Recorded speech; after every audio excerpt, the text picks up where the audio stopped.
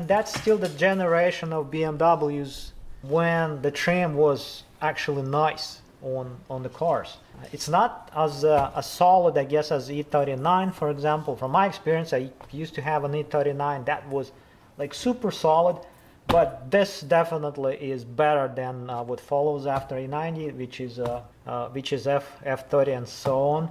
Those are like a step down, in my opinion, from the quality-wise, I guess. Those are almost like Hondas and Toyotas. So this still feels like German engineering. When you touch all this, when you work with this, it still feels like something made in Germany by people that had knowledge, experience, and really loved what they were doing. Like me, for example. And what comes after this is something different, something that is, it feels like it's done by people that just hate their jobs. Well, that's what it feels like. It feels like they're not proud of what they're doing.